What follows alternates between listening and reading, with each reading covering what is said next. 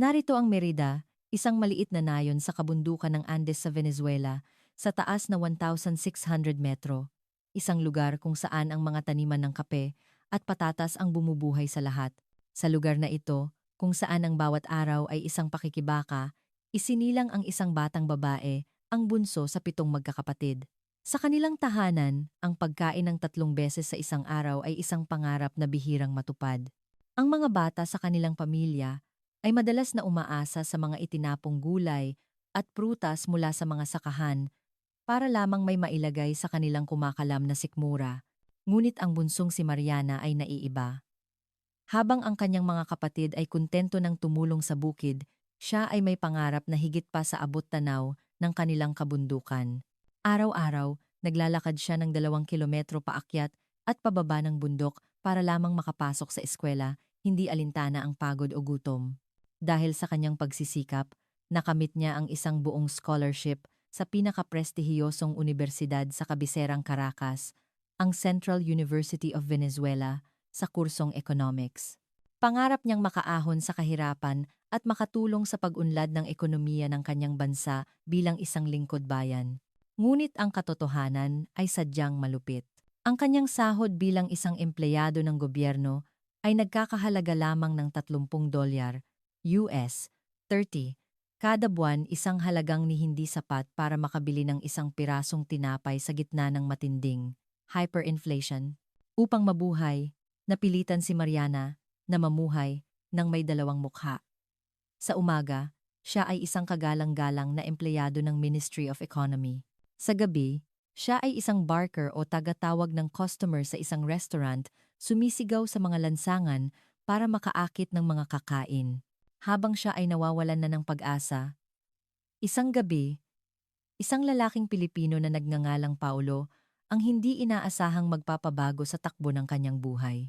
Ang tip na iniabot nito sa kanya sa isang gabi ng kaguluhan, isang halagang katumbas ng kanyang isang buwang sahod, at ang ipinakita nitong katapatan at pananagutan, ang umantig sa kanyang puso. Pagkatapos ng 5 buwang malalim na pag-uunawaan, bigla ang natanggap ni Paulo ang utos na kailangan na niyang bumalik sa Pilipinas. Sa gitna ng kawalan ng katiyakan, inalok niya si Mariana ng kasal. "Sumama ka sa akin sa Pilipinas," sabi niya. Iniwan ni Mariana ang lahat, ang kanyang trabaho, pamilya, at ang bansang kanyang sinilangan. Sa kanilang pag-alis, ang kanyang mga magulang ay lumuha ngunit nagbigay ng kanilang basbas. "Anak, kung ito ang paraan para makatakas ka sa impyernong ito at mamuhay ng marangal, pagpapalain ka namin." Ngayon, 1 taon na ang nakalipas. Ang bena 25,025 piso na ipinapadala ni Paulo buwan-buwan, isang halagang kailangan ni Mariana ng mahigit 5 taon para kitain sa Venezuela, ay nag-angat sa kanyang pamilya. Mula sa kahirapan, sila na ngayon ang nagmamay-ari ng pinakamatagumpay na tindahan sa kanilang buong nayon. Ang pamilyang dati pinagkaitan ng tadhana ay kinaiinggitan na ngayon ng lahat, ipinagmamalaki ang kanilang manugang na Pilipino. Ito ang kanilang kwento. Pakinggan natin ng sama-sama. Ako po si Mariana, at isinilang ako sa Merida, Venezuela. Ito ay isang maliit na nayon sa gitna ng kabundukan ng Andes, sa taas na 1,600 metro. Ang aking mga magulang ay mga hamak na magsasaka lamang, nagtatanim ng kape at patatas sa isang lupang hindi kanila. Ako ang bunso sa aming 7 magkakapatid. Mula pagkabata, natutunan ko sa pinakamahirap na paraan kung ano ang kahulugan ng kahirapan. Madalas sabihin ng aking ina, "Mariana, tingnan mo kung may dala kang biyaya mula sa bukid ngayon." Ang biyaya na iyon ay ang mga patatas na hindi na maibenta ng may-ari ng lupa o mga kamatis na malapit ng mabulok. Iyon ang aming hapunan. 2 o 3 beses sa isang linggo, iyon ang aming pagkain. At sa mga bihirang araw na makatanggap si Itay ng sahod, ang makakain ng arepa na gawa sa corn flour ay isang tunay na pista para sa amin. Ang aking mga kapatid ay hindi nakatapos kahit elementarya. Kinailangan nilang tumulong sa bahay at maghanap ng kahit anong trabahong mapagkakakitaan. Sa edad na 12, nagtatrabaho na sila sa mga tindahan sa bayan o katulong sa ibang sakahan. Pero ako, iba ako. Mula pa noong bata ako, isa lang ang naging malinaw sa akin. para makatakas sa kahirapang ito, kailangan kong kumita ng malaking pera. Mariana, kailangan mo nang tumigil sa pag-aaral para makatulong ka na sa bahay, sabi ng aking ama noong ako ay 10 taong gulang. Ngunit umiling ako, Itay, kapag nakapagtapos ako, kikita ako ng malaking pera para sa inyo. Kaya parang awa nyo na. Gusto ko pa pong mag-aral. Ang aking mga magulang ay mga taong tapat. Kahit gaano kami kahirap, hindi nila kami tinuruang magnasa ng pag-aari ng iba o gumawa ng masama. Marahil, dahil sa impluwensya nila, naisip ko na ang tanging marangal na paraan para kumita ay sa pamamagitan ng edukasyon. Kaya pinili ko ang economics. Nangarap akong pag-aralan ang ekonomiya ng bansa para mailigtas ang Venezuela. Hindi lang para sa aking pamilya, kundi para sa lahat ng mahihirap sa aming bansa. Iyon ang naging pangarap ko. Araw-araw, mag-isa akong naglalakad ng 2 kilometro patawid sa bundok para pumasok sa eskwela. Ulan man o araw, hindi ako lumiban kahit isang beses. Habang ang ibang bata ay hinahatid ng kotse ng kanilang mga magulang, ako ay naglalakad ng nakalumang sapatos, binabagtas ang parehong daan araw-araw. Si Mariana ang yaman ng eskwelahang ito, sabi nila. Palagi akong nangunguna sa klase, at hindi kailanman nahuli o lumiban. Noong ako ay 18 taong gulang, isang himala ang nangyari. Nakatanggap ako ng full scholarship mula sa Central University of Venezuela sa kursong economics. Mula sa aming bayan sa Merida hanggang sa kabiserang Caracas ay 700 kilometro ang layo. Nang malaman ito ng aking ina, niyakap niya ako ng mahigpit, hindi dahil sa tuwa, kundi dahil sa pag-aalala. Mag-ingat ka sa Caracas, delikado roon, sabi niya. Ipinangako ko sa kanya, Inay, pagbubutihin ko po para maiahon ko ang ating pamilya. Ang buhay sa unibersidad ay mas mahirap pa kaysa sa aking inaasahan. Sagot ng scholarship ang aking matrikula, ngunit kailangan kong magtrabaho para sa aking mga gastusin. Sa araw, nag-aaral ako. Sa gabi, naghuhugas ako ng pinggan sa isang restaurant. Ngunit sa kabila nito, unti-unti kong naramdaman na ang ekonomiya ng aming bansa ay bumabagsak. Ang presyo ng bilihin ay doble kada buwan. Mahahabang pila ng mga tao ang makikita sa labas ng mga tindahan. Bilang isang mag-aaral ng economics, lalo kong naramdaman ang pangangailangang iligtas ang aking bansa. Kaya lalo kong pinagbuti ang aking pag-aaral habang nagbabanat ng buto sa trabaho.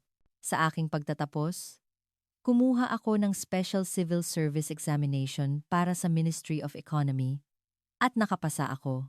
Sa wakas, natupad na ang pangarap kong maging isang lingkod bayan. Nagawa ko rin. Sigaw ko. Sa araw na natanggap ko ang Notice of Acceptance, mag-isa akong umiyak ng umiyak sa aking kwarto. Sa wakas, makakatulong na ako sa aking bansa at sa aking pamilya. Isang linggo pagkatapos ng aking graduation, pumasok ako sa Central Government Complex sa Caracas sa unang pagkakataon. Hindi ko malilimutan ang bugso ng damdamin na naramdaman ko nang tumayo ako sa harap ng gusali ng Ministry of Economy. Welcome, Miss Mariana Gonzalez.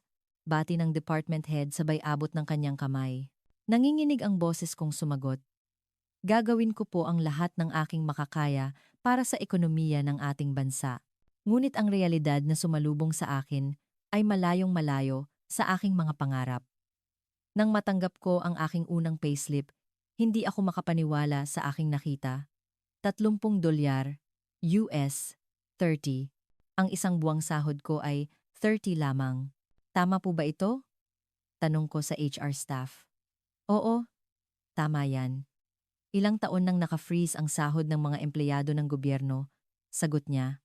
Habang tumataas ang presyo ng bilihin, ang sahod namin ay hindi nagbabago. Kaya sa katunayan, paliit ito ng paliit. Mas mababa pa ito sa minimum wage. Sa isang bansa kung saan ang isang pirasong tinapay ay nagkakahalaga ng $5. Paano ka mabubuhay sa isang dalama, sa isang buwan? Ang mas nakakagulat ay ang kapaligiran sa opisina. Karamihan sa aking mga kasamahan ay parachute employees, mga taong nakuha sa pwesto dahil sa koneksyon. Hindi sila nagtatrabaho, naglalaro lang sila sa computer o nagse-cellphone buong araw. Huwag kang masyadong magpakapagod, payo ng isang senior sa akin. Kahit anong sipag mo rito, walang magbabago. Pareho lang ang sahod. At ang promotion ay base sa tagal sa serbisyo. Bakit mo pahihirapan ang sarili mo? Nang marinig ko iyon, parang gumuho ang mundo ko. Ito ba ang Ministry of Economy na pinangarap ko? Nasaan na ang pangarap kong iligtas ang bansa? Patuloy ang hyperinflation at walang ginagawang solusyon ang gobyerno. Kapag sinasabi kong nagtatrabaho ako sa Ministry of Economy, pinagtatawanan ako o minumura ng mga tao. Kayo ang nagpahirap sa bansa. Sigaw nila. Hindi ko masabi kahit kanino na isa akong lingkod bayan dahil sa kahihiyan. Pagkalipas ng isang buwan, naintindihan ko na. Wala akong pambayad sa upa at halos wala na akong makain. Kaya napilitan akong gumawa ng isang desisyon. Bumalik ako sa dati kong pinagtatrabahuhan noong kolehiyo. Pagkatapos ng trabaho sa opisina, nagtungo ako sa lumang distrito ng Caracas. Doon, muli akong nagsimulang maging barker sa restaurant. Nakatayo ako sa kalye at sumisigaw sa mga dumaraan. Masarap na pagkain dito. Halina kayo. Sa umaga, nakasuot ako ng formal na damit bilang empleyado ng gobyerno. Sa gabi, nakamaong at t-shirt ako, nagyayaya ng mga customer sa kalye. Iyon ang naging buhay ko. Hindi ka ba empleyado ng gobyerno?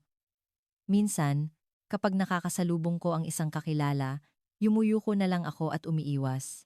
Marami sa aking mga kasamahan ang hindi na nakatiis at nag-resign. Sino ba naman ang mabubuhay sa sahod na mas mababa pa sa $1 kada araw? Kapag may isang umaalis, isang bagong parachute employee ang pumapalit. Tila ang buong sistema ng gobyerno ay nawalan na ng kakayahan. Ang mga may tunay na talento ay umaalis at ang mga may koneksyon lamang ang naiiwan. Gabi-gabi, habang nagyayaya ng mga customer, tinatanong ko ang aking sarili. Bakit ko ginagawa ito? Ito ba ang buhay na pinangarap ko?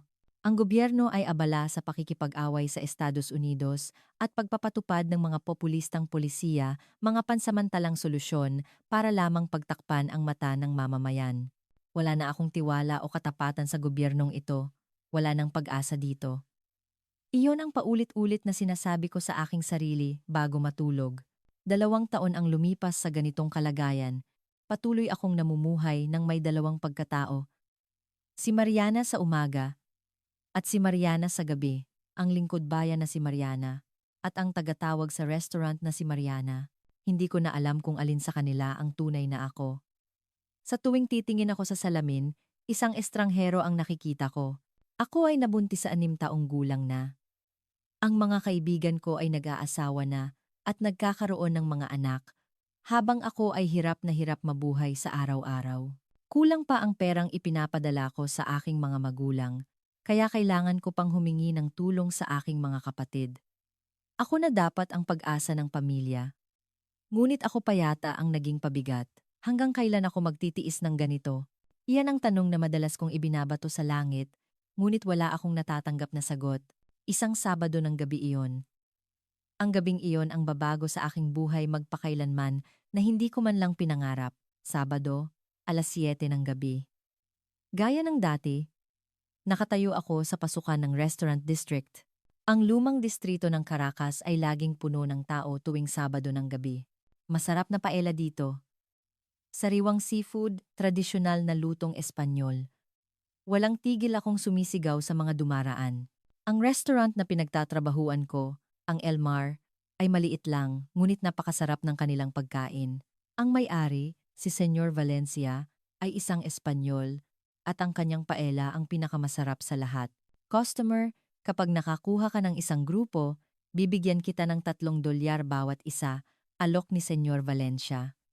$3. Halos katumbas na iyon ng aking isang araw na sahod sa gobyerno, kaya lalo kong pinagsikapan na makaakit ng mga customer. Ngunit tila minamalas ako sa gabing iyon. Lahat ay dumidiretso sa katabing restaurant o lumalagpas sa aming eskinita. Mukhang wala tayong swerte ngayon. Bulong ko sa sarili habang tumitingin sa relo. Mahigit 8:00 na, pero wala pa akong napapasok na kahit isang grupo. At doon sila dumating. 3 lalaking taga-silangang Asya ang nakita kong papalapit mula sa dulo ng eskinita. Ito na, sabi ko sa sarili. Agad akong lumapit sa kanila. Ato tididididididi. Ato talapaning Asya. Sa Caracas, ang mga taga-silangang Asya, lalo na ang mga insik, ay kilala bilang mayayaman. Karamihan sa kanila ay mga negosyante sa industriya ng langis at madalas mag-iwan ng malalaking tip. Good evening! We have the most delicious Spanish food here. Bati ko sa kanila sa wikang Ingles. Isa sa kanila ang tumingin sa akin at sumagot sa wikang Sino. Hindi ko naintindihan pero ngumiti na lang ako at itinuro ang restaurant. It's really delicious. The best seafood in this area. Sa huli, sumunod sila sa akin papasok. Tagumpay.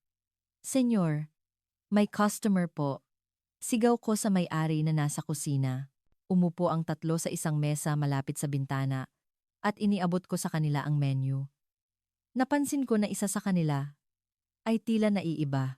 Ang dalawa ay maingay at nagtatawanan, habang ang isa ay tahimik lamang na nakaupo at nakatingin sa menu. May I take your order? Tanong ko. Ang isa sa mga maiingay na lalaki ay may sinabi sa wikang Tsino. Hindi ko naintindihan, kaya yumuko na lang ako. Noon nagsalita ang tahimik na lalaki sa Ingles. Paella for 3, 1 grilled fish, and 6 bottles of beer, please. Yes, sir. Right away. Kinuha ko ang order at dinala sa kusina. Habang inihahanda ang pagkain, patuloy kong pinagmamasdan ang tatlo habang nagsisilbi sa ibang mesa.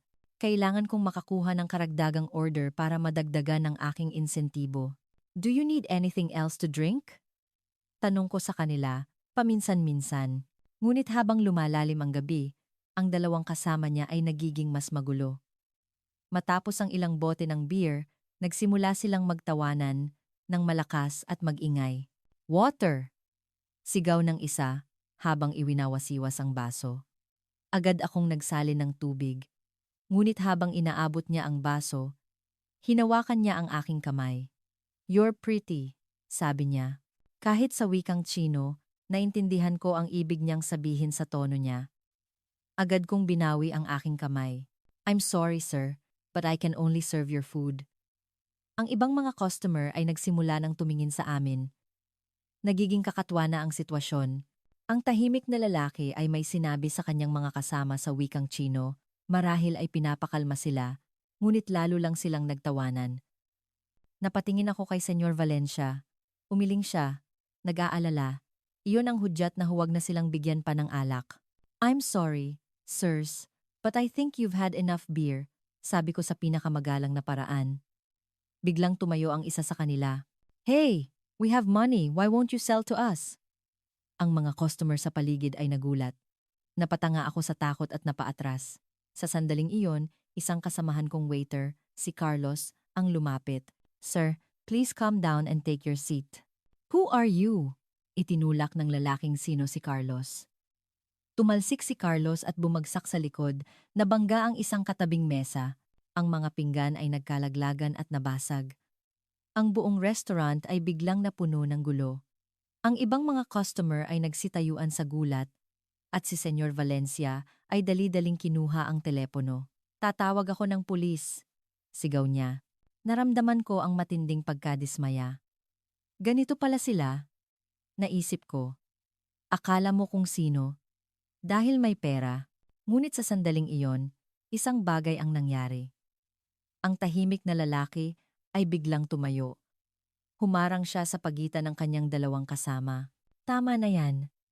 Maling-mali na to, sabi niya sa wikang Tagalog. Pagkatapos, humarap siya sa lahat at nagsalita sa Ingles. I am so sorry. The fault is all ours. Ang dalawang lalaking Sino ay nagreklamo, ngunit matigas ang kanyang sabi. That's enough. We're leaving. Lumapit siya kay Carlos at inabot ang kanyang kamay. I'm very sorry. Are you hurt? Umiling si Carlos. Tulala pa rin. Lumapit ang lalaki kay Senyor Valencia. We will pay for all the food, the broken plates, and compensation for the damages. How much is it? Pagkatapos kalkulahin ni Senyor Valencia, sinabi niya, it's $150, 150 in total. Here's $200. 200. Sabi ng lalaki habang kumukuha ng pera sa kanyang wallet. Please share the rest with your staff. Nagulat ako habang pinapanood ang lahat. Hindi niya kasalanan, pero inaako niya ang lahat ng responsibilidad.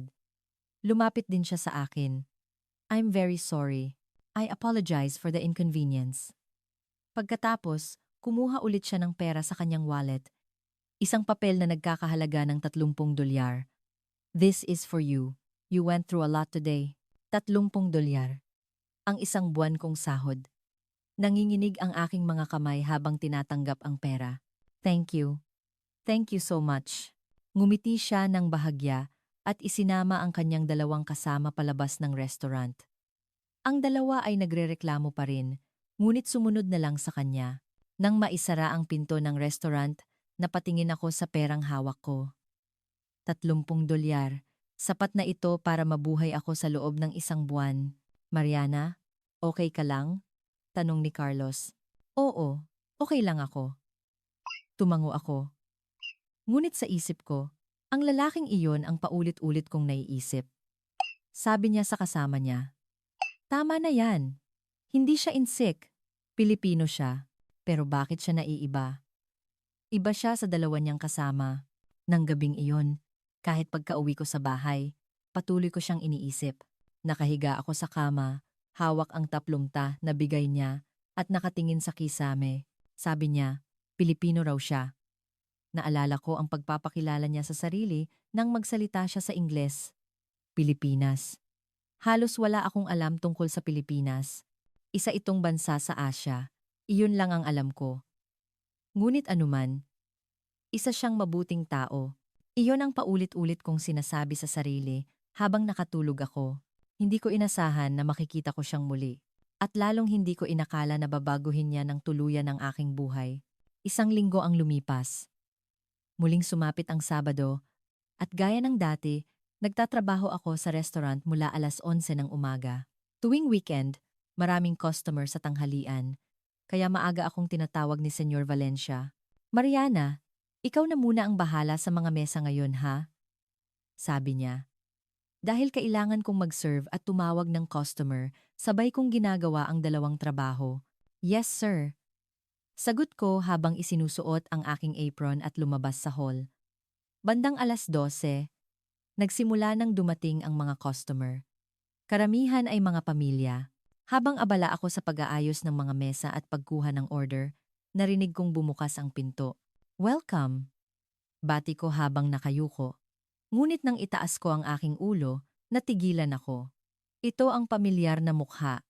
Ang lalaking Pilipino mula noong nakaraang linggo. Mag-isa siyang pumasok. Hi, sabi niya. Agad akong lumapit sa kanya. Napansin din niya ako at ngumiti. Hello! Do you remember me? Yes, of course. I remember you, sagot ko. Sobrang saya ko na halos mapalakas ang boses ko. You came back. Ngumiti siya at tumango. Hindi ako nakakain ng maayos noon dahil sa gulo. Mukhang masarap ang pagkain ninyo. Ah, oo naman. Dinala ko siya sa isang mesa malapit sa bintana. Dito po kayo umupo. Ito ang pinakamagandang pwesto. Salamat, sabi niya habang umuupo. Habang inaabot ko ang menu, nagpasalamat ako. Salamat po pala noong nakaraan. Dahil sa inyo. Naayos ang lahat. Wala iyon. Ako dapat ang humingi ng paumanhin para sa mga kasama ko. Nahiya siyang ngumiti. Hindi po. Malaki po ang naitulong ninyo, sinabi ko ng buong katapatan. At salamat din po sa tip na ibinigay ninyo. Bahagya siyang ngumiti. Buti naman kung nakatulong iyon. Kahit papaano, malaking tulong po iyon, sabi ko ng may diin. Katumbas po iyon ng isang buwan kong sahod. Nagulat siya. Isang buwang sahod? Yang, tatin Opo. Napangiti ako ng mapait. Ganyan po kaliit ang sahod ng isang empleyado ng gobyerno. Sa Venezuela, empleyado ka ng gobyerno? Lalong nagulat ang kanyang mukha. Doon ko napagtanto na sobra na ang nasabi ko. Opo. Sa umaga, nagtatrabaho ako sa Ministry of Economy at sa gabi, dito po, sa Ministry of Economy? Ibig sabihin, economics ang tinapos mo? Opo. Nagtapos po ako ng economics sa Central University. Full scholar po ako. Nagbago ang tingin niya sa akin. Wow! Ang galing mo naman. Siguradong hindi naging madali yan. Salamat po. Naramdaman kong namula ang aking mukha. Teka, ano nga palang pangalan mo? Hindi man lang tayo nakapagpakilala ng maayos. Ako po si Paulo Santos, sabi niya sabay abot ng kanyang kamay. Galing ako sa Pilipinas at na-assign ako dito para sa isang proyekto sa Langis. Mariana Gonzalez po. Inabot ko ang kanyang kamay. Sa sandaling nagdikit ang aming mga palad, isang kakaibang kuryente ang naramdaman ko. Hindi ko alam kung bakit, pero biglang bumilis ang tibok ng puso ko. Mariana, binigkas niya ang pangalan ko. Ang ganda ng pangalan mo. Salamat, Paolo. Binigkas ko rin ang pangalan niya. Teka, mag-isa ka lang ba dumating? Nasaan ang mga kasama mo dati? Tanong ko. Biglang lumungkot ang mukha ni Paolo. Ah, sila. Mga empleyado sila ng isang kumpanyang tsino na nakilala ko sa trabaho. Pagkatapos ng nangyari, hindi na ako sumasama sa kanila. Mabuti naman, tango ko. Sa totoo lang, bastos sila. I'm really sorry. Muli siyang yumuko. Ako dapat ang mas naging maingat sa pagpili ng kasama. Hindi mo kasalanan yon, sabi ko para pagaanin ang loob niya. Ikaw pa nga ang nag-ayos ng lahat. Dahil kakaunti pa lang ang tao, naupo ako sa tapat ng mesa ni Paolo. Sa totoo lang, sobrang hirap na rito. Pag-amin ko, kapag sinabi kong taga Ministry of Economy ako, nagagalit ang mga tao. Sinasabi nila, kasalanan daw namin kung bakit nagkaganito ang bansa. Pero hindi naman gobyerno ang may kasalanan, kundi ang mga namumuno, sabi ni Paolo. Kahit na, dahil sa ministry ako ang sinisisi nila. Napabuntong hininga ako. Nangarap akong iligtas ang bansa, pero wala akong magawa. Maliit ang sahod, at puro parachute ang mga kasama ko. Parachute? Mga taong nakuha sa pwesto dahil sa koneksyon, paliwanag ko. Hindi sila nagtatrabaho. Tinitigan ako ni Paulo na may lungkot sa kanyang mga mata. Siguro napakahirap para sa'yo. Opo, tapat kong sagot. Kaya ako nagtatrabaho ng 2 beses.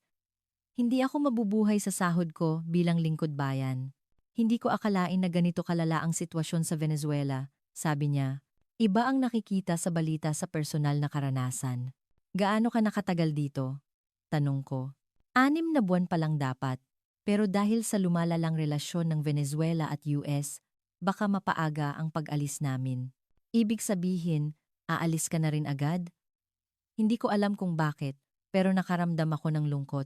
Hindi ko pa sigurado, depende sa desisyon ng head office namin. Isang sandali ng katahimikan ang namagitan sa amin.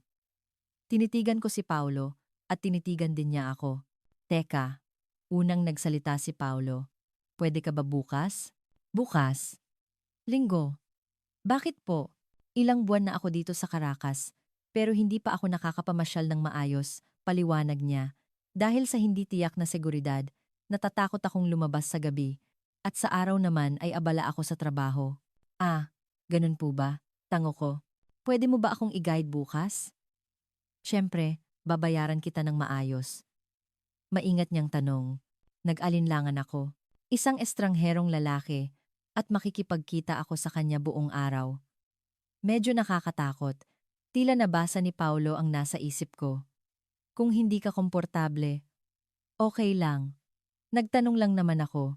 Hindi, mabilis kong sagot. Kailangan ko rin ng pera. Magkano po ba ang ibabayad ninyo?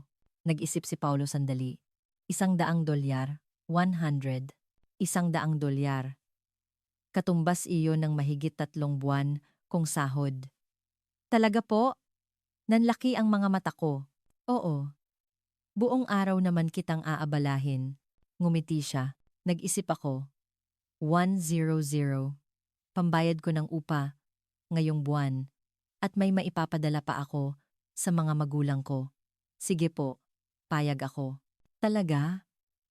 Salamat. Nagliwanag ang mukha ni Paulo. Alam niyo po ba ang Altamira Square?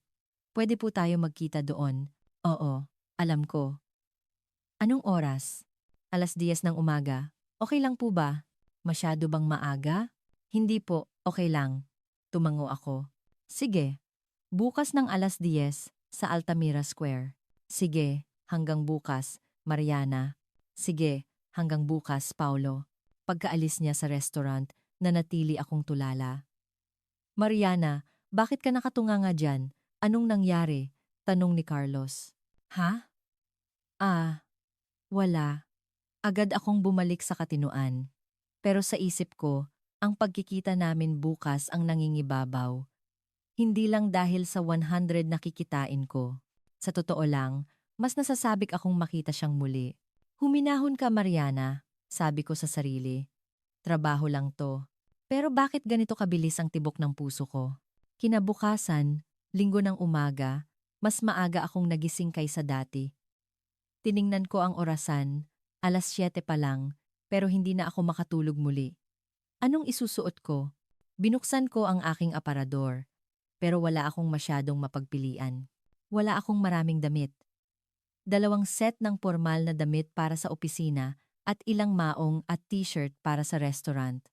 Sa huli, pinili ko ang pinakamalinis kong maong at isang puting blouse.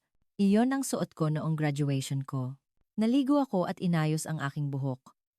Sa harap ng salamin, mukha naman akong presentable. Mariana, bakit ka ba nag-aayos ng ganito? Tanong ko sa aking sarili. Pero hindi ko sinagot. Naglagay din ako ng kaunting makeup, lipstick at eyeliner. Hindi ko ito madalas gawin. Pero sa araw na iyon, gusto kong magpaganda. 9:30, umalis ako ng bahay. 30 minuto ang biyahe ng bus papuntang Altamira Square. Pagdating ko sa plaza, 9:55 a.m., wala pa si Paolo. Baka hindi siya darating? Naisip ko, at bigla akong kinabahan.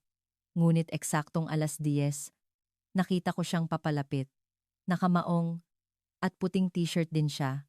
Mukha siyang napakalinis at gwapo. Mariana! Kaway niya. Paulo! Kinawayan ko rin siya at lumapit. Kanina ka pa? Tanong niya. Hindi. Kararating ko lang din. Pagsisinungaling ko. 5 minuto na akong naghihintay. Ang ganda mo ngayon, sabi ni Paulo. Ah, salamat. Namula ang aking mukha. Ikaw din. Ang gwapo mo. Salamat. Ngumiti siya. Ang mga babae sa Venezuela, ang gaganda ninyo. Lalo akong namula. Nambobola ka pa. Hindi. Seryoso ako. Seryoso ang kanyang mga mata.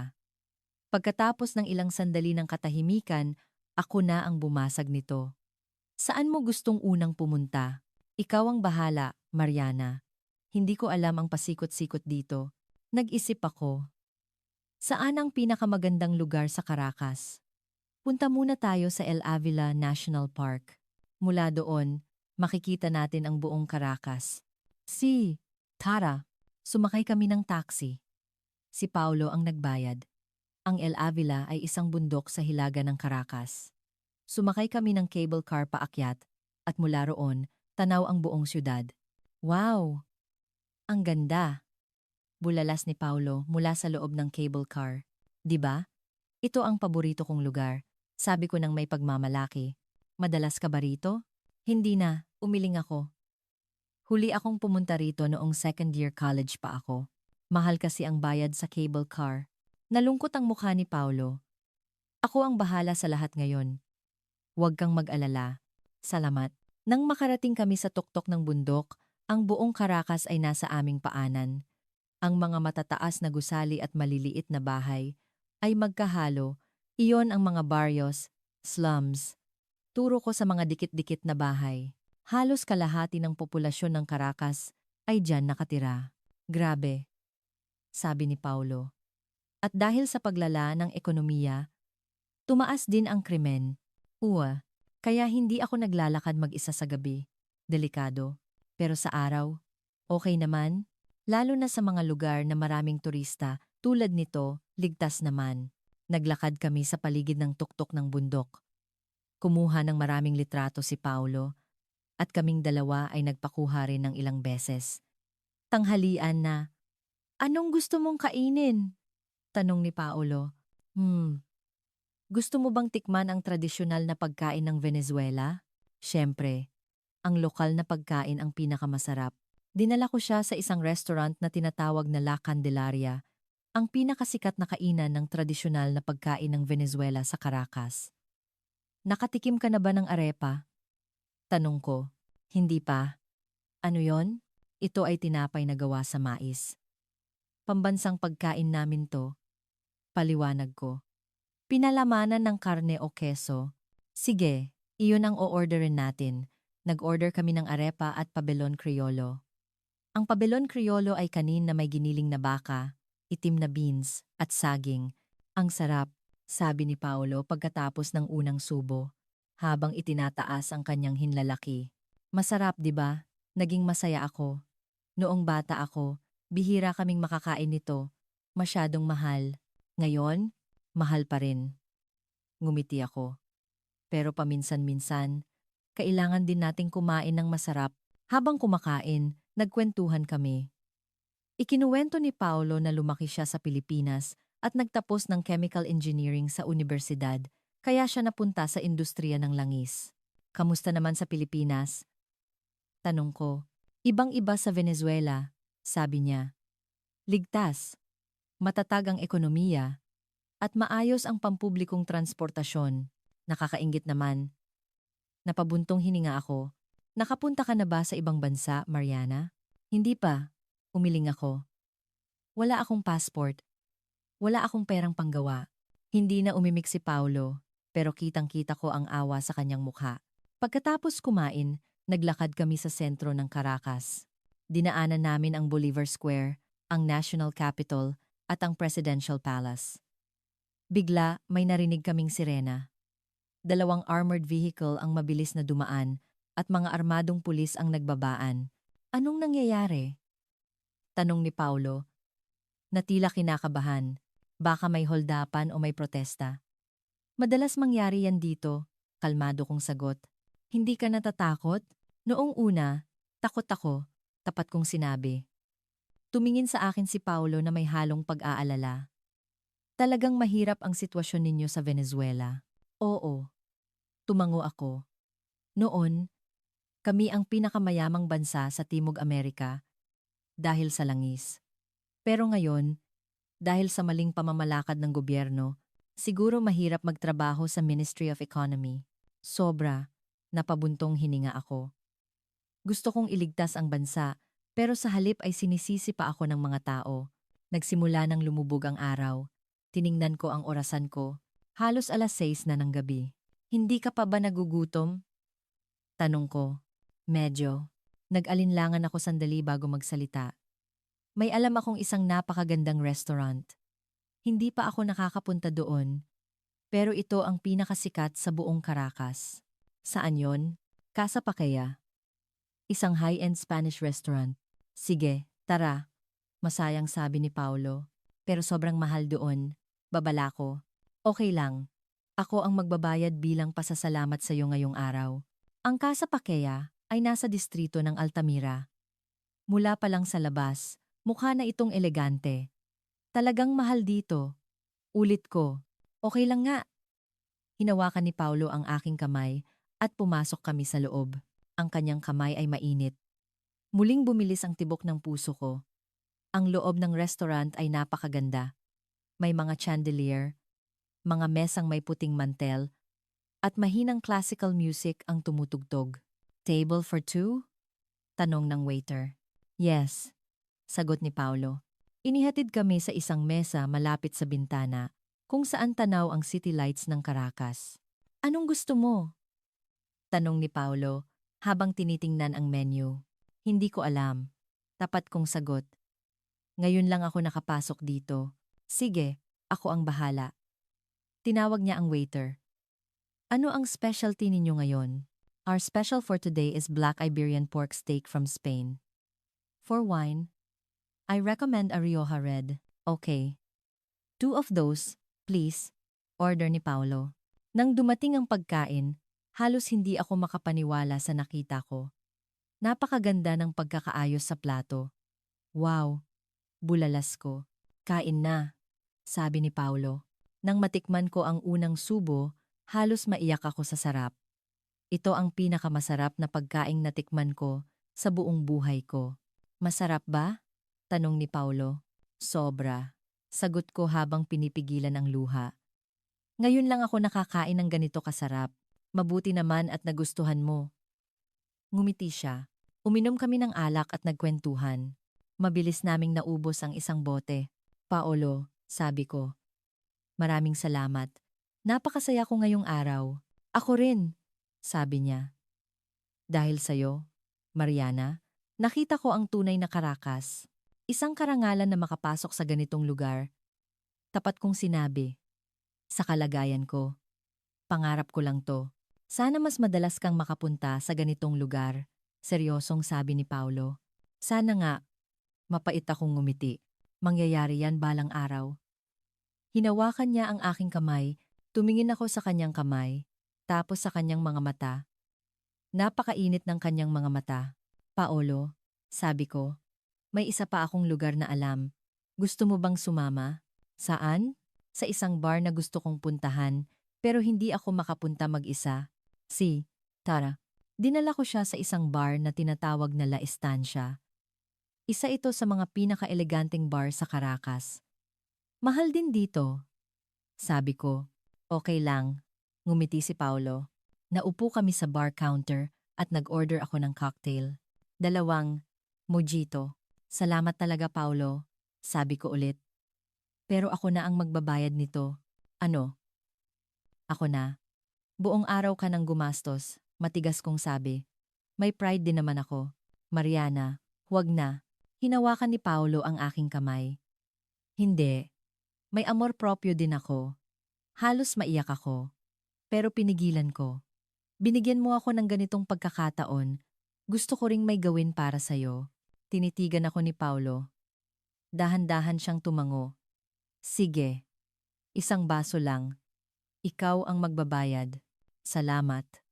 Ngumiti ako. Nagkwentuhan kami hanggang hating gabi. Tungkol sa buhay, sa mga pangarap, sa mga takot, gusto kong umalis sa lugar na ito, pag-amin ko. Hindi dahil ayaw ko sa Venezuela, kundi dahil wala ng pag-asa dito. Naiintindihan kita, sabi ni Paulo. Pero paano ka aalis? Hindi ko alam. Wala akong pera panggawa ng passport. Napabuntong hininga ako. Pero darating din ang pagkakataon. Darating yan, sabi niya para palakasin ang loob ko. Nang hating gabi na, nagpa siya kaming umuwi. Sa restroom, inayos ni Paulo ang lahat ng bayarin. Paolo, sabi ko ako na. Protesta ko. Pasensya na. Gusto ko lang talagang ako ang magbayad. Ngumiti siya nang may paumanhin. Nagalit ako, pero kasabay nito, naantig ang puso ko. Halos maiyak ako sa pasasalamat. Salamat talaga, mahina akong sabi. Walang anuman. Ngumiti siya. Ihahatid na sana niya ako sa aking apartment sakay ng taxi, pero inaya ko siya sa aking bahay. Hindi maganda ang bahay ko. Babala ko. Okay lang, sabi niya. Ang apartment ko ay isang maliit na studio. Isang kama, isang maliit na mesa, at isang aparador. Iyon lang. Dito ka nakatira mag-isa? Tanong ni Paulo. Oh, tumango ako. Nasa Merida ang pamilya ko. Hindi mo ba sila namimiss? Sobra. Naupo ako sa kama. Pero mahal ang pamasahe papuntang Merida. Kaya isang beses sa isang taon lang ako nakakauwi. Naupo si Paulo sa tabi ko. Matagal kaming hindi nagsalita. Mariana. Binasag ni Paulo ang katahimikan. Tumingin ako sa kanya. Napakasaya ko ngayong araw. Salamat. Ako rin. Ngumiti ako. Dahan-dahan siyang lumapit sa akin. At ako, parang may sariling isip, ay lumapit din sa kanya. Ang aming mga labi ay nagtagpo, isang malambot at mainit na halik. Nang gabing iyon, pinatunayan namin ang aming nararamdaman para sa isa't isa. Hindi na kailangan ng mga salita. Kinabukasan, pagmulat ko ng mata, si Paulo ay nasa tabi ko pa. Habang tinitingnan ko ang kanyang natutulog na mukha, naisip ko, panaginip ba ito? Ngunit hindi ito panaginip. Totoo ito. Maya-maya, nagising din si Paulo. Good morning. Sabi niya, "Good morning." Nahihiya kong sagot. Ngumiti siya at hinalikan ako sa noo. Bumangon kami at kumain ng simpleng almusal. Tinapay at keso lang ang laman ng ref ko, pero iyon na ang pinakamasarap na almusal sa buhay ko. "May trabaho ka ngayon?" Tanong ni Paulo. "Lunes hanggang Biyernes ang pasok sa gobyerno, kaya wala. Sa restaurant, sa gabi pa ako. Kung ganon, pwede pa tayong magkasama ngayon." "Oo." Tumango ako. Mula noon, halos araw-araw na kaming nagkikita. Pagkatapos ng kanyang trabaho, sinusundo niya ako at ako, maaga kong tinatapos ang trabaho sa restaurant para makita siya. Pagkalipas ng isang linggo, sinabi ni Paulo sa akin, "Mariana, bakit hindi ka na lang tumira sa bahay ko? Ano? Tumigil ka na sa pagtatrabaho sa restaurant at tumira ka na sa akin." Seryoso niyang sabi. "Ako na ang bahala sa'yo." Nag-alinlangan ako. Ayokong umasa sa isang lalaki. "Paolo, salamat. Pero, Mariana, ayokong nakikita kang nagpapakahirap ng ganyan." Hinawakan niya ang aking kamay. "Sa umaga, magtrabaho ka sa gobyerno. Sa gabi, magkasama tayo. Ibibigay ko sa'yo lahat ng kailangan mo." Nag-alinlangan pa rin ako. "Please." Pakiusap niya. Nakita ko ang pag-aalala sa kanyang mga mata. Nasasaktan ako sa tuwing naiisip kong nagyayaya ka ng customer sa kalye gabi-gabi. Sa huli, pumayag ako. "Sige, gagawin ko." Kinabukasan, sinabi ko sa may-ari ng restaurant na aalis na ako. "Bakit?" "Sayang naman," sabi ni Senyor Valencia. "May personal na dahilan po," sabi ko nang hindi na nagpaliwanag. Mula noon, sa umaga na lang ako nagtatrabaho sa Ministry of Economy at sa gabi, kasama ko na si Paulo. Ang apartment na tinitirhan niya, na sagot ng kumpanya, ay mas malaki at mas maganda kaysa sa aking studio. Doon kami nagsimulang manirahan. Dahan-dahan kong inilipat ang aking mga gamit. Kakaunti lang naman iyon. Ilang damit at ilang libro. Napakabait sa akin ni Paulo. Gabi-gabi, sabay kaming nagluluto o kumakain sa labas. Tuwing weekend, namamasyal kami sa iba't ibang lugar sa Caracas. "Masaya ka ba?" tanong ni Paulo isang gabi. "Oo, sobrang saya." Sagot ko ng buong katapatan. "Ako rin." Niyakap niya ako ng mahigpit. Ngunit sa kabila ng kaligayahan, mayroon pa ring takot sa aking puso. Hanggang kailan ito magtatagal? Si Paulo ay kailangang bumalik sa Pilipinas balang araw. Paano na ako noon? "Huwag kang mag-alala," sabi ni Paulo, na tila nabasa ang aking isip. "Hinding-hindi kita iiwang mag-isa." "Talaga?" "Oo." Hinalikan niya ako sa noo. Lumipas ang 1 buwan, 2 buwan, 3 buwan. Ang aming relasyon ay parang sa mag-asawa na. Si Paolo na rin ang nagpapadala ng pera sa aking pamilya. Buwan-buwan, nagpapadala siya ng 200 sa Merida. "Paolo, nakakahiya na," sabi ko. "Bakit? Ang pamilya mo ay pamilya ko na rin." "Salamat." Halos maiyak ako sa tuwa. Tumawag ang aking mga magulang para magpasalamat. Ang 200 ay napakalaking halaga sa Merida. Sa ika-4 na buwan namin, sinabi ni Paulo na gusto niyang pumunta sa Merida. "Talaga? Para makilala ang pamilya ko?" "Oo. Gusto kong magpakilala sa mga magulang mo." Sobrang saya ko. Halos 1 taon ko nang hindi nakikita ang aking mga magulang. Naglakbay kami papuntang Merida noong weekend. 12 oras ang biyahe sa bus. "Ito ang bayan ko," sabi ko nang makarating kami sa Merida. Nakatayo ang kabundukan ng Andes at maliliit na bahay ang nakakalat sa gilid ng bundok. "Ang linis ng hangin dito," sabi ni Paulo. "Oo, mas malinis kaysa sa Caracas." Ang bahay ng aking mga magulang ay nasa labas ng bayan. Maliit at luma, pero para sa akin, ito ang pinakamahalagang lugar sa mundo. "Inay! Itay!" sigaw ko. Bumukas ang pinto at lumabas ang aking ina. "Mariana!" Nagyakapan kami. Ang yakap ng aking ina ay kasing init pa rin ng dati. "Ito po si Paulo." Ipinakilala ko si Paulo. "Hola," bati ni Paulo sa Espanyol na tinuruan ko sa kanya. Pasok kayo. Masayang bati ng aking ina. Dumating din ang aking ama mula sa bukid. Itay, ito po si Paulo na naikwento ko sa inyo. Tiningnan ng aking ama si Paulo mula ulo hanggang paa. Pagkatapos, dahan-dahan niyang inilahad ang kanyang kamay. Walang anuman po. Marami po akong natututunan kay Mariana, sagot ni Paulo.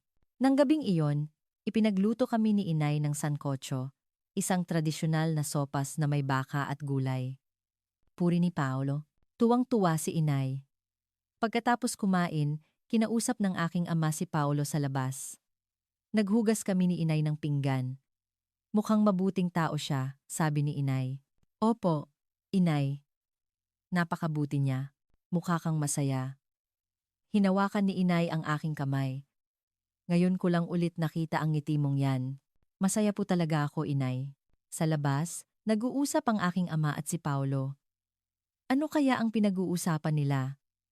Tinanong ako ng tatay mo kung seryoso ba ako sa'yo. Anong sinagot mo? Sabi ko, oo. Anong sabi niya?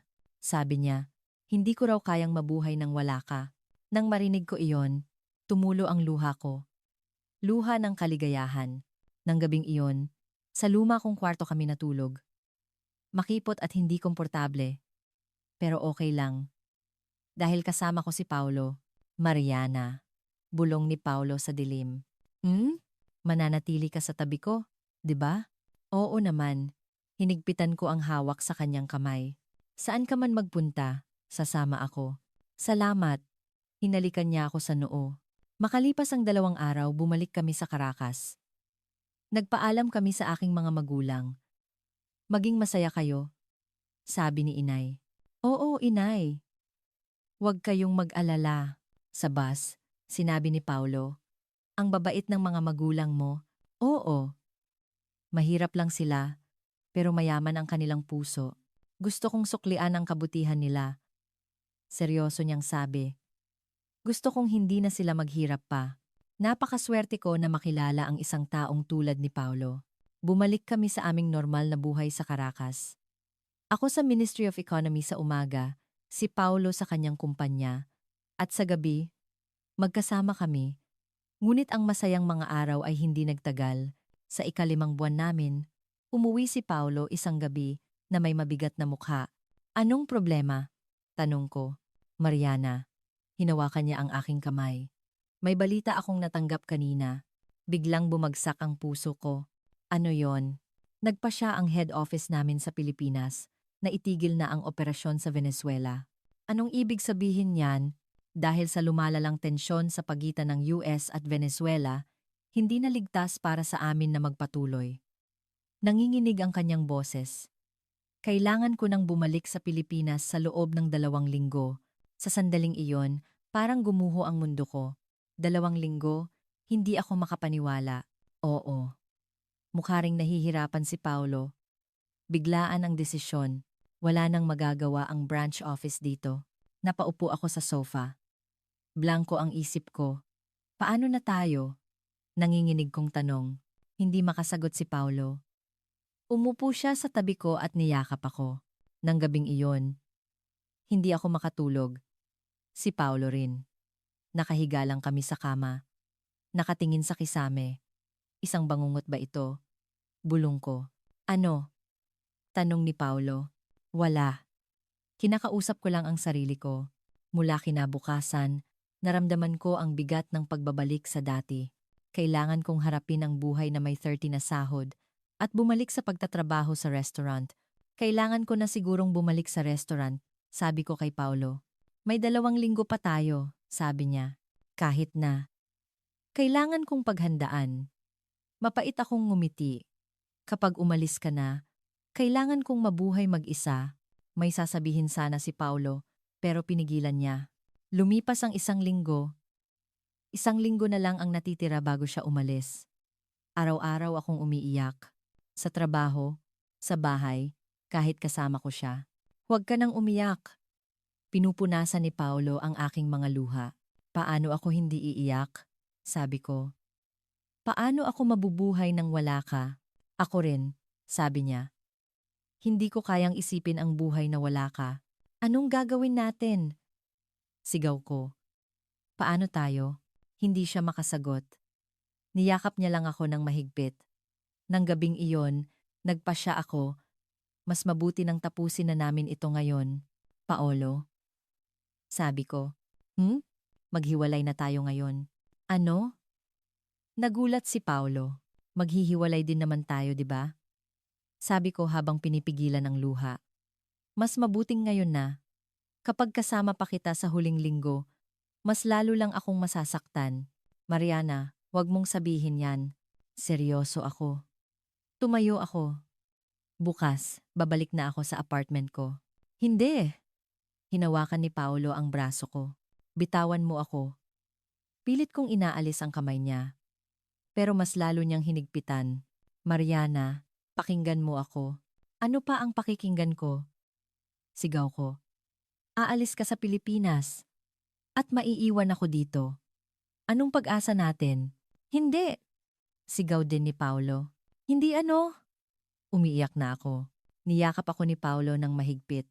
Mariana, pakasalan mo ako. Sa sandaling iyon, parang tumigil ang oras. Ano? Hindi ako makapaniwala. Sa sandaling iyon, apang-aka, daanila ka, pakasalan mo ako, at sumama ka sa Pilipinas. Tinitigan ako ni Paolo sa mata. Maging asawa ko, Paolo. Hindi ako makapagsalita. Hindi ko kayang mabuhay nang wala ka, patuloy niya. Sa Pilipinas, araw-araw, iisipin kita. Mas gugustuhin ko pang sumama ka sa akin. Pero, wag mong isipin na isa itong kondisyon, sabi niya. Kung sino ka, kung saan ka galing, kung anong mayroon ka, hindi mahalaga sa akin. Mahal kita dahil ikaw si Mariana. Hindi ko na mapigilan ang aking mga luha. Ngunit ngayon, hindi ito luha ng kalungkutan. Talaga? Tanong ko. Gusto mo ba talaga akong pakasalan? Oo. Tumango si Paolo. Walang mas sigurado pa rito. Pero, ang pamilya ko, paano sila? Pupuntahan natin sila para hingin ang kanilang basbas, sabi ni Paolo. Personal akong hihingi ng pahintulot. Napakasalan ka. Ngayon din? Oo. Bukas na bukas, pupunta tayo sa Merida. Matigas niyang sabi. Nag-alinlangan ako. Tama ba ang desisyong ito? Iwanan ang lahat at sumama sa Pilipinas? Ngunit sa kabilang banda, sigurado ako. Kung hindi si Paolo, wala nang iba. Sige, sagot ko. Magpapakasal ako sa'yo. Nagliwanag ang mukha ni Paolo at niyakap ako. Salamat. Mariana, ako dapat ang magpasalamat. Yumakap ako sa kanyang leeg. Kinabukasan, nag-empake kami at nagtungo sa Merida. Kahit 12 oras ang biyahe, hindi kami napagod. Kinakabahan ako. Sabi ko, ako rin. Hinawakan ni Paulo ang aking kamay. Paano kung hindi sila pumayag? Kukumbinsihin natin sila, sabi niya ng may kumpiyansa. Ipapangako kong paliligayahin kita. Gabi na kami nakarating sa Merida. Sumakay kami ng taxi papunta sa bahay. Inay, itay, kumatok ako sa pinto. Binuksan ito ng aking ina. Mariana. Bakit biglaan? Inay, may mahalaga po kaming sasabihin. Pumasok kami at maya-maya'y dumating din ang aking ama. Anong nangyari? Tanong niya. Tumayo si Paulo sa harap nila. Ginoo, ginang, may sasabihin po ako. Lumuhod siya. Gusto ko pong pakasalan si Mariana. Seryosong sabi ni Paulo. Pahintulutan po ninyo kami. Nagulat ang aking mga magulang at napatingin sa akin. Mariana, anong ibig sabihin nito? Tanong ng aking ama. Itay, gusto ko pong magpakasal kay Paulo. Sabi ko. At sasama po ako sa kanya. Sa Pilipinas. Sa Pilipinas? Gulat na sabi ni inay. Opo. Kailangan na pong bumalik ni Paulo sa Pilipinas, paliwanag ko. Paano na kami? Tanong ng aking ama. Ako po ang bahala sa inyo, sagot ni Paulo. Patuloy po akong magpapadala ng tulong buwan-buwan. At balang araw, iimbitahan ko po kayo sa Pilipinas. Nagkatinginan ang aking mga magulang. Sandaling katahimikan. Mariana, sabi ng aking ama. Ito ba talaga ang gusto mo? Opo, itay. Buong puso kong sagot. Maging masaya ka ba? Opo. Kung kasama ko si Paulo, magiging masaya ako. Napabuntong hininga ang aking ama. Tumingin siya kay Paulo. Ipinagkakatiwala ko sa iyo ang aming anak. Salamat po. Yumuko ng malalim si Paulo. Umiiyak na ang aking ina. Ang bunso namin, mag-aasawa na. Inay. Umiyak na rin ako. Ayos lang. Niyakap ako ni inay. Kung masaya ka, sapat na sa amin yon. Umalis ka na sa lugar na ito at maging masaya ka. Sa Venezuela, wala nang pag-asa, sabi ng aking ama. Mas mabuti pang mamuhay ka sa mas magandang lugar, itay. Lalo akong napaiyak. Huwag ka nang umiyak, hinaplos ng aking ama ang aking buhok. Mabuti ito. Nang gabing iyon, may inilabas si inay. Isang maliit na kahon. Mariana, tanggapin mo ito. Binuksan niya ang kahon. Sa loob, may isang singsing na pilak. Ito ay pamana pa ng lola ko, paliwanag ni inay. Ang tanging yaman ng ating pamilya. Inay, dapat ko ba itong tanggapin? Dapat lang. Isinuot ni inay ang singsing sa aking daliri. Kahit magkalayo tayo, lagi tayong magkasama. Naramdaman kong bumasa ang aking mga mata. Kinabukasan, sa simbahan ng aming bayan, nagkaroon kami ng isang simpleng kasal. Ang aming mga magulang at ilang kamag-anak lang ang naroon. Ngunit para sa akin, ito na ang pinakamagandang kasal sa buong mundo. Mahal kita, sabi ni Paolo. Mahal din kita, sagot ko. Naghalikan kami at nagpalakpakan ang lahat. Makalipas ang 2 araw, bumalik kami sa Caracas. Kailangan naming ayusin ang mga dokumento para sa aking pag-alis. Huwag kang mag-alala, sabi ni Paulo. Ako na ang bahala sa lahat. Sa loob ng 1 linggo, abala kami sa pag-aayos ng mga papeles, marriage certificate, visa application, passport, at iba pa. Sa wakas, magkakaroon na rin ako ng passport. Sabi ko ng may kagalakan, pwede ka nang maglakbay kahit saan sa mundo. Ngumiti si Paulo. Nag-file din ako ng resignation sa Ministry of Economy. Kahit 2 taon akong nagtrabaho doon, hindi ako nalungkot. Good luck, Mariana, sabi ng iilang kaibigan kong kasamahan. Salamat. Nagpaalam ako. Isang gabi bago ang aming pag-alis, inayos ko ang dati kong tinitirhan na studio. 2 taon din akong nanirahan doon. Paalam na, bulong ko sa walang laman na kwarto. Isang bagong simula, sabi ni Paulo habang niyayakap ako. Oo. Isang bagong simula. 5 araw bago ang aming flight, sinimulan kong ayusin ang aking mga alaala. Huling araw ko sa Ministry of Economy. Nakakainggit ka, Mariana. Gusto ko na ring umalis sa bansang ito, sabi ng isang kasamahan. Darating din ang panahon mo, sabi ko para palakasin ang loob niya. Nagpaalam ako sa aking department head. Nanghihinayang akong mawala ng isang mahusay na empleyado tulad mo, pero mas mahalaga ang iyong kaligayahan. Habang papalabas ako sa gusali ng Ministry of Economy, lumingon ako. Hindi man maganda ang mga alaala, bahagi pa rin ito ng aking buhay. Inayos ko rin ang aking studio. Ilang beses ba akong umiyak dito? Dahil sa gutom, sa kalungkutan, sa kawalan ng pag-asa, paalam na. Sinarado ko ang pinto, bumisita rin ako sa restaurant.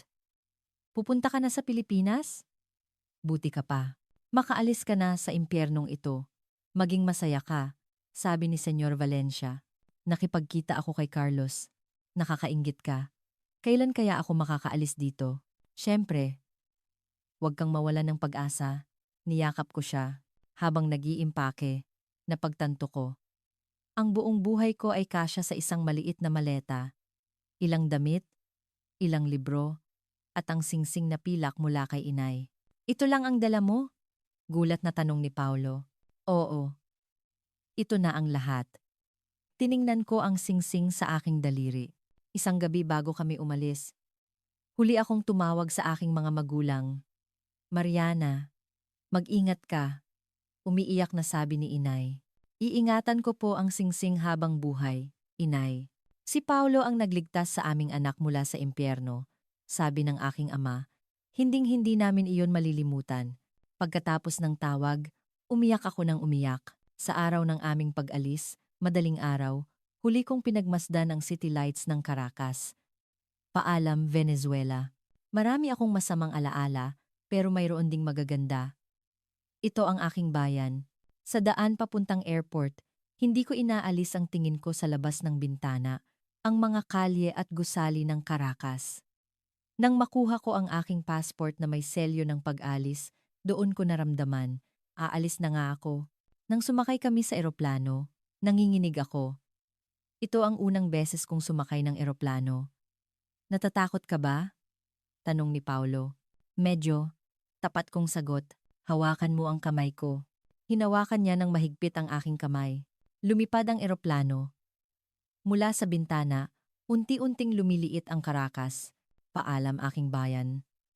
Balang araw, magkikita tayong muli. Iyon ang aking paalam sa aking isipan. Pagkatapos ng mahabang 30 oras na biyahe, dumating kami sa Incheon International Airport sa Pilipinas. Ang airport ay napakalinis at moderno. Wow! Bulalas ko habang tinitingnan ang paligid. Sa daan papuntang apartment ni Paulo sa Maynila, hindi ako tumigil sa pagkamangha. Malinis na mga kalsada, maayos na mga gusali, at maliwanag na mga ilaw sa gabi. Ang apartment ni Paulo ay mainit at malinis. Ito na ang bahay natin, sabi niya. Bahay natin. Nagustuhan ko ang tunog niyon. Pagkalipas ng 1 buwan, nasanay na ako sa buhay sa Pilipinas, ligtas maglakad sa gabi, at puno ng pagkain ang mga supermarket. Lahat ng ito, 25,000 pesos lang? Gulat kong tanong.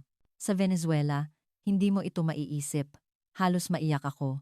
Gaya ng ipinangako ni Paulo, nagpadala siya ng 125,000 buwan-buwan sa aking mga magulang. Magkano yan sa dolyar? Tanong ko, humigit kumulang. 500, 500. Isang halagang kailangan kong pagtrabahuhan ng mahigit 5 taon bilang lingkod bayan sa Venezuela. Nang matanggap ng aking mga magulang ang unang padala, tumawag si inay. Mariana, totoo ba ito? Sigurado ka bang para sa amin ito? Opo, inay. At buwan-buwan po yan. Narinig ko ang pag-iyak ni inay sa kabilang linya. 2 buwan, 3 buwan, patuloy ang padala. Anak, nabayaran na ng tatay mo ang lahat ng utang niya sa bukid, masayang balita ni inay. At, Mariana, nag-iisip kami ng tatay mo na magtayo ng isang maliit na tindahan ng pagkain. Tindahan? Oo. Walang maayos na tindahan dito sa ating nayon. Pagkalipas ng 6 na buwan, lahat ng tao sa nayon, sa tindahan na namin bumibili. Masayang balita ni inay. Ang tatay mo ang bumibiyahe sa Caracas para kumuha ng paninda at mas mura naming naibebenta kaysa sa iba. Mabuti naman po, inay. Lahat ng ito ay dahil sa'yo. Hindi, dahil kay Paulo. 1 taon ang lumipas.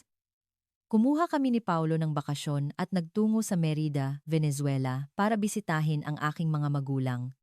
Pagkatapos ng mahabang biyahe, pagdating namin sa Merida, nagulat ako, ibang-iba na ang itsura ng bahay namin. Bagong pintura, inayos na bubong, at magandang hardin. Inay! Itay! Tumakbo ako. Mariana! Niyakap ako ni inay. Ibang-iba na ang hitsura ng aking mga magulang.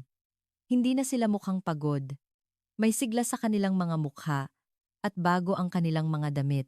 Anak, ang payat mo. Sabi ng aking ama habang nakangiti. Kinabukasan, dinala ako ng aking ama sa sentro ng nayon. Doon, may isang malaking tindahan. Sa signboard, nakasulat, Gonzales Family Grocery Store. Ito na ang tindahan natin. Ipinagmamalaki ng aking ama. Puno ng paninda ang loob ng tindahan. Bigas, harina, delata, inumin, merienda, mga pang-araw-araw na pangangailangan mga bagay na mahirap hanapin sa Venezuela. Maayos ba ang benta?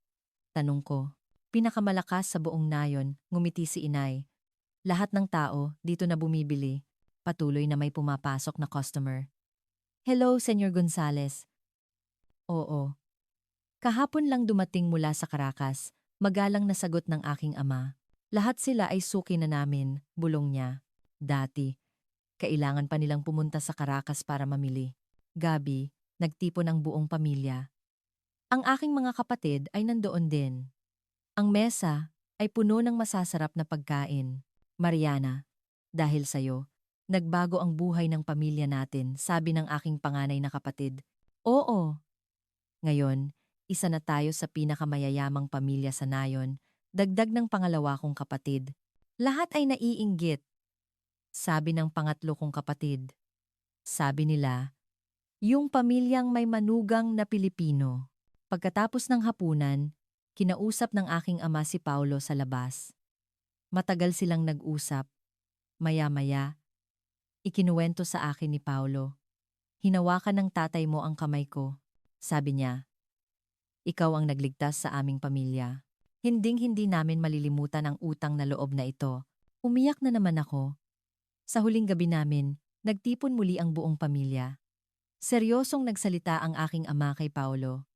Paulo, ikaw ang aming tagapagligtas. Dahil sa perang ipinapadala mo buwan-buwan, nabayaran namin ang aming mga utang, nagbukas kami ng tindahan. At ngayon, kami na ang isa sa mga pinakarespetadong pamilya sa nayon. Hindi po. Itay, umiling si Paulo. Hindi, giit ng aking ama. Kung hindi dahil sa'yo, hanggang ngayon, nagugutom pa rin kami. At si Mariana, nagtatrabaho pa rin sa gabi para sa tatlim pa na sahod, iniligtas mo ang aming anak mula sa impyerno. Salamat. Umiyak ang aking ama. Dahil sa'yo, nabubuhay ng marangal ang aming anak. Naging alamat na sa nayon ang pagkakaroon ng manugang na Pilipino, sabi ni inay. Sabi nila, buwan-buwan daw nagpapadala ng 500 at hindi sila makapaniwala. Pagkalipas ng ilang araw, bumalik kami sa Pilipinas. Nagpaalam kami sa aking mga magulang sa airport. Babalik kami. Inay, sa susunod na taon, babalik kami. Sige. Mag-ingat kayo. Niyakap ako ni inay. Sa loob ng eroplano, tinanong ako ni Paulo, masaya ka ba? Oo. Buong puso kong sagot. Sobra. Masaya ang mga magulang ko. At masaya ako. Wala na akong mahihiling pa. Ngayon, masaya akong namumuhay sa Pilipinas. Marunong na akong magtagalog at marami na akong kaibigan. Minsan, namimiss ko ang Venezuela, ang kabundukan, Enenge Merida, ang Magakalye, Enenge Caracas, ang sangkotso ni inay. Pero hindi ako nagsisisi.